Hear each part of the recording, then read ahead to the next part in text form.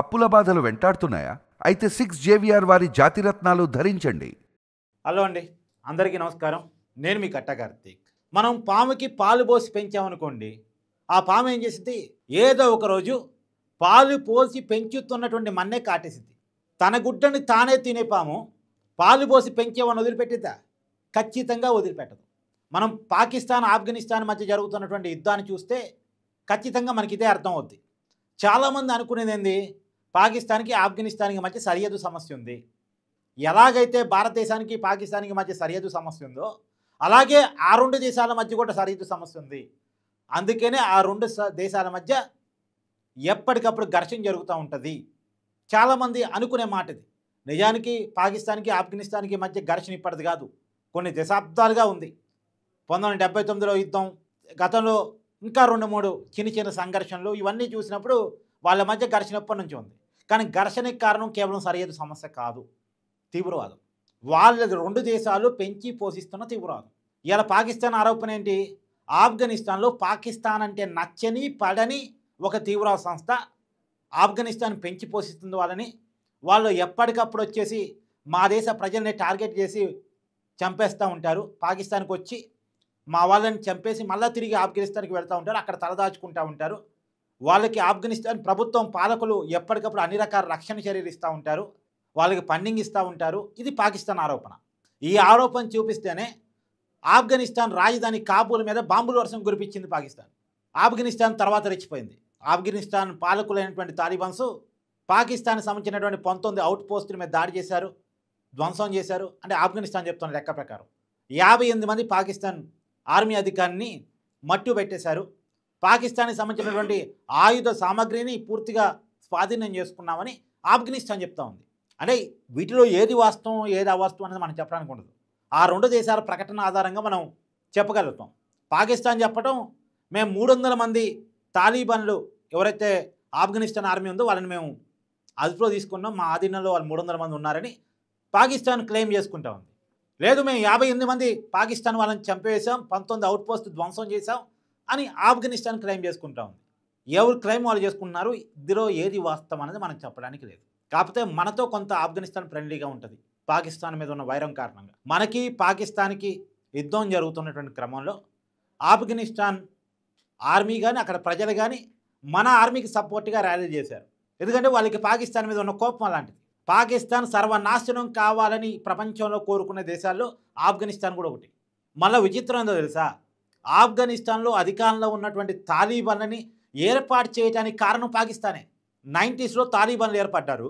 ఆ తాలిబాన్లు అప్పుడున్న ఆఫ్ఘనిస్తాన్ పాలకుల మీద కోపంతో తాలిబాన్లకు పాకిస్తాన్ సాయం చేసింది. 2021లో తాలిబాన్ గవర్నమెంట్ ఆఫ్ఘనిస్తాన్లో ఏర్పడటానికి కూడా పాకిస్తాన్ సహకరించింది. పాకిస్తాన్ ఏమో ఆలోచించిందంటే, ఇక తాలిబాన్లు నేను సపోర్ట్ చేస్తున్నాడే కదా, నాకు లొంగు ఉంటారు అని పాకిస్తాన్ అనుకుంది. కానీ ఆ నేర స్వభావం, తీవ్రవాద స్వభావం ఉన్నటువంటి వాళ్ళు ఎవరు కూడా ఇంకోరికి లొంగి ఉండరు. అలాగే అక్కడ తాలిబాన్లు కూడా పాకిస్తాన్కి ఏం లొంగలేదు, లొంగి ఉండలేదు, వాళ్ళు చెప్పినట్టు వినలేదు. ఆ రెండు దేశాల మధ్య సయోధ్య కుదురుతుంది అనుకుంటే ఏమాత్రం కుదరలేదు. పైగా సమస్యలు తీవ్రమైపోయినాయి. ఇవాళ యుద్ధం దాకా వచ్చినాయి. ఇది రియాలిటీ. ఆ రెండు దేశాల మధ్య వాళ్ళు పెంచి పోషిస్తున్నటువంటి తీవ్రవాదుల మధ్య వచ్చినటువంటి ఘర్షణ కారణంగా రెండు దేశాల మధ్య తగాదుగా మారింది. తీవ్రవాదులు తగాదా, దేశాల తగాదుగా మారింది. వాళ్ళందరి ఆలోచనలు కొద్దిగా అటు ఇటుగా తీవ్రవాద స్వభావంతోనే ఉంటాయి. అక్కడ ఆర్మీలు వేరు, పాలకులు వేరు అనుకోలేదు. తాలిబాన్ ఆలోచన మీ అందరికీ తెలియంది కాదు. తాలిబాన్ల ఆలోచన గురించి కొత్తగా మనం చెప్పుకునేది ఏం లేదు. వాళ్ళు చాలా కఠినంగా ఉంటారు. వాళ్ళు కొంత ఇస్లామిక్ టెర్రరిస్టు ఆలోచనకి దగ్గరగా పిడివాదంతో ఉంటారు. ఇక పాకిస్తాన్ గురించి మనం కొత్తగా చెప్పవసరం లేదు. వాళ్ళొక మూర్ఖపు జాతి. అంటే ప్రజలను అంటలేదు నేను, అక్కడ ఉన్న పాలకులను అంటున్నాను, ఆ దేశాన్ని సాధిస్తున్న ఆర్మీని అంటున్నాను. ఆర్మీకి తీవ్రవాదికి సంబంధం లేకుండా మొత్తం కలగలిపినటువంటి వ్యవస్థ పాకిస్తాన్ది. లష్కర్ తోయిబా వాళ్ళే, పాకిస్తాన్ ఆర్మీ వాళ్ళే. అది వాళ్ళ నైజంగా మారిపోయింది. విషంగా అక్కటం, విద్వేషానికి అక్కటం, అవతల వాళ్ళ మీద పడి ఆడటం పాకిస్తాన్కి సహజంగా ఉండేటువంటి బుద్ధి. ఉన్నంతలో ఆఫ్ఘనిస్తాన్ చాలా నయం వాళ్ళ మీద పోలిస్తే. వాళ్ళ దేశాన్ని వాళ్ళు కాపాడుకోవడం, వాళ్ళ పిడిబాదంలో మూర్ఖత్వంలో బతుకుతారేమో తప్ప ఒకరి మీద పడి ఆడటం అనేటువంటి ఆలోచన ఆఫ్ఘనిస్తాన్కి సహజంగా ఉండదు. కానీ పాకిస్తాన్ అలా కాదు. ఒకనాడు ఆఫ్ఘనిస్తాన్ని అమెరికా క్యాప్చర్ చేసినప్పుడు, అక్కడేదో టెర్రరిస్ట్ యాక్టివిటీస్ జరుగుతున్నాయని చెప్పేసి ఆఫ్ఘనిస్తాన్ పూర్తిగా అమెరికా తన ఆధీనంలో తీసుకున్న నాడు ఆఫ్ఘనిస్తాన్ నుంచి చాలామంది శరణార్థులు పాకిస్తాన్కు వెళ్ళారు. ఏంది మా మతమేగా ఉంది, మమ్మల్ని ఓన్ చేసుకుంటారు, మాకు అన్నం పెడతారు, పట్టెడు అన్నం అని చెప్తే అది శరణార్థులుగా వెళ్ళారు. వాళ్ళని పాకిస్తాన్ చిత్రహింసలకు గురి చేస్తూ ఉంది, నానా హింసలు పెడతా ఉంది. ఇప్పుడైతే వాళ్ళందరినీ వెళ్ళిపోమని చెప్పి ఆర్డర్స్ వేస్తూ ఉంది. ఇది ఆఫ్ఘనిస్తాను పాయింట్అవుట్ చేస్తూ ఉంది. మా దేశం నుంచి శరణార్థులుగా మీ దేశానికి వస్తే చిత్రహింసలు పెడతారా, మా వాళ్ళని చంపేస్తారా, మా వాళ్ళ మీద వివక్ష చూపిస్తారా? ఇది ఆఫ్ఘనిస్తాన్ వర్షన్. కానీ నిజానికి పాకిస్తాన్లో ఉన్నోడికే తిండి పెట్టడానికి ఆ దేశానికి ఏం ఠికానం లేదు. వాళ్ళ శరణార్థులు ఏం చూస్తారు? వాళ్ళ దేశంలో ఉన్న పౌరులకే తిండి పెట్టడానికి ఠికానం లేని పరిస్థితి వాళ్ళది. కరువా చూస్తున్న మొహాలు పాకిస్తాన్ వాళ్ళే. మన వాటర్ సింధు నది జలాలు బంద్ చేస్తే పంటలు కూడా వండవు అక్కడ. వాళ్ళ దేశంలోనే ఇంటర్నల్ తిరుగుబాటు అనేకం. ఇవాళ పీఓకేలు తిరుగుబాటు చూడండి. పాకిస్తాన్ నుంచి మాకు ఆజాదీ కావాలని అంటున్నారు. వాళ్ళనేమో పాకిస్తాన్ వాళ్ళు ఆజాదీ కాశ్మీర్ అని పిలుస్తారు, వాళ్ళేమో మేము ఆజాదీ కావాలి పాకిస్తాన్ నుంచి అని వాళ్ళు పోరాటం చేస్తున్నారు. ఎంత విచిత్రమో చూడండి. ఇది మాత్రమే కదా, పాకిస్తాన్లో ఉన్న చాలా ప్రాంతాల్లో పాకిస్తాన్కి వ్యతిరేకంగా తిరుగుబాటు జరుగుతున్నాం. మేము పాకిస్తాన్లో ఉండలేకపోతున్నాం, ఈ పాలకులతో మేము ఈ విధానాలతో మేము అడ్జస్ట్ కాలేకపోతున్నాం అని నానా రకాల తిరుగుబాటు జరుగుతూ ఉంది. మీకు ఉదాహరణ కూడా చెప్తా, చరిత్ర చెప్తా మీకు నేను. బంగ్లాదేశ్ అనేటువంటి ఒక దేశం ఇవాళ మనం దేశంగా పిలుస్తున్నాం, అది పాకిస్తాన్ నుంచి ఊడిపోయిందే. మన సహకారం తీసుకొని పాకిస్తాన్లో మేము ఉండలేమని చెప్పేసి తిరుగుబాటు చేసి ఒక ప్రత్యేకమైన దేశంగా ఏర్పాటు కాబడిందే బంగ్లాదేశ్. ఆ రోజు ఇందిరాగాంధీ మన ప్రధానిగా ఉన్నారు, మనం సహకరించాం బంగ్లాదేశ్ ఏర్పాటుకి. కానీ వాళ్ళ బుద్ధి ఎట్లా ఉంటుందంటే, ఆ రోజు మన వల్ల ఏర్పడి ఇవాళ మన మీదే విషయంగా ఎక్కే పరిస్థితులు బంగ్లాదేశ్ ఉంది. ఇవాళ మొన్న యుద్ధం వస్తే వాళ్ళు పాకిస్తాన్ సపోర్ట్ చేస్తున్నారు. బంగ్లాదేశ్ వాళ్ళు ఎవరి నుంచి వాళ్ళు ఏర్పడ్డారు, ఎవరి సహకారంతో ఏర్పడ్డారు, వాళ్ళు ఎవరికి సహకారం చేస్తున్నారు? ఇవాళ బంగ్లాదేశ్లో తిరుగుబాటు కారణంగా కొంత మన అనుకూల పాలకులు నెట్లివేయబడ్డారు. కాకపోతే అక్కడ తీవ్రవాదుల చేతిలోకి పాలన వెళ్ళిపోయింది. మళ్ళీ ఒక విచిత్రం చెప్పనా, పాకిస్తాన్లో ఉన్నది, బంగ్లాదేశ్లో ఉన్నది, ఆఫ్ఘనిస్తాన్లో ఉన్నది మొత్తం ఇస్లాం మతమే. అయినప్పటికీ వాళ్ళ మధ్య ఐక్యత లేని ఫలితం.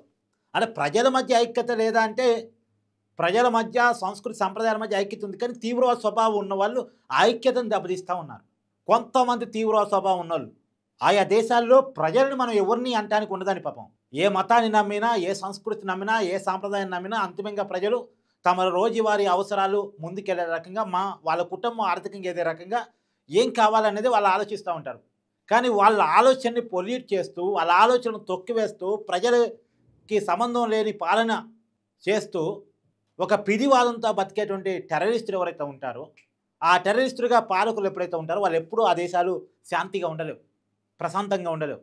దానికి ఉదాహరణే ఇవాళ బంగ్లాదేశ్ అయినా, ఆఫ్ఘనిస్తాన్ అయినా, పాకిస్తాన్ అయినా, ఈ 3 దేశాలు అందుకు ఉదాహరణలు. ఇవాళ కొంత ఆఫ్ఘనిస్తాన్ కొంత నయంగా కనపడతాం. ఉన్నంతలో తాలిబాన్లు రాజ్యం వెళుతున్నప్పటికీ కూడా, పిడివాదం రాజ్యం వెళుతున్నప్పటికీ కూడా వాళ్ళు ఎదగాలని చూసుకుంటున్నారు ఆ దేశాన్ని.